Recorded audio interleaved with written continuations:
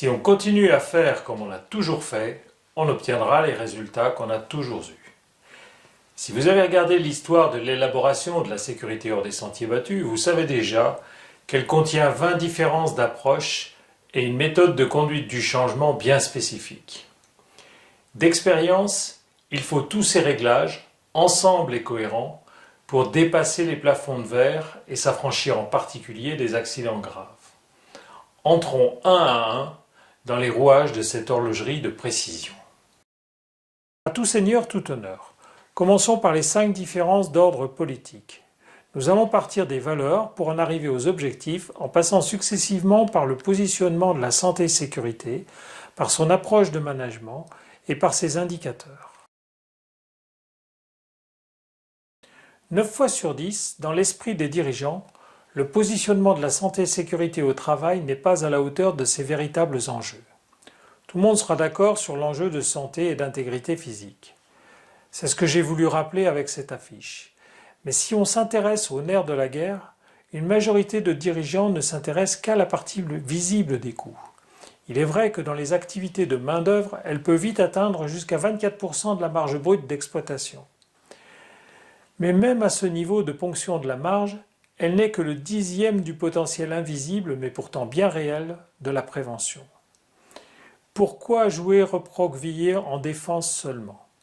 La sécurité hors des sentiers battus propose de dépasser ce dilemme, invite à jouer aussi, d'abord et surtout, en offensif.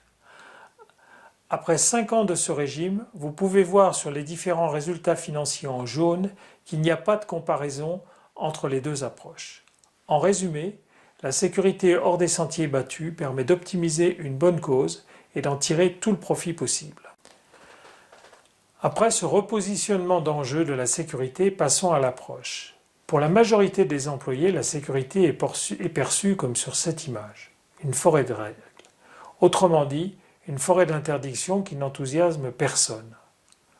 Cette approche oblige les directions et fonctions de sécurité à faire preuve en permanence d'autorité, parfois jusqu'à des extrêmes. Les employés travaillent malheureux. La sécurité hors des sentiers battus induit une approche attractive car plus souple et très tournée vers l'amélioration de la qualité du fonctionnement.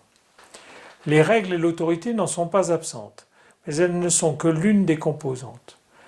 Elles donnent un nouveau visage d'une sécurité à plusieurs facettes, comme l'illustre cette image.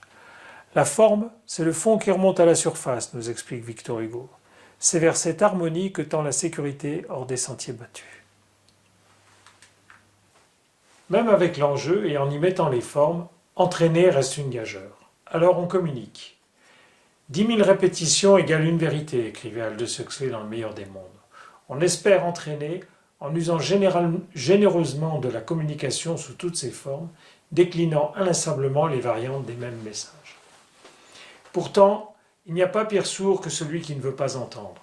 Pour citer des directeurs sécurité, on fait plein de choses, les indicateurs nous disent qu'on a de bons résultats et pourtant, on voit sortir un mort.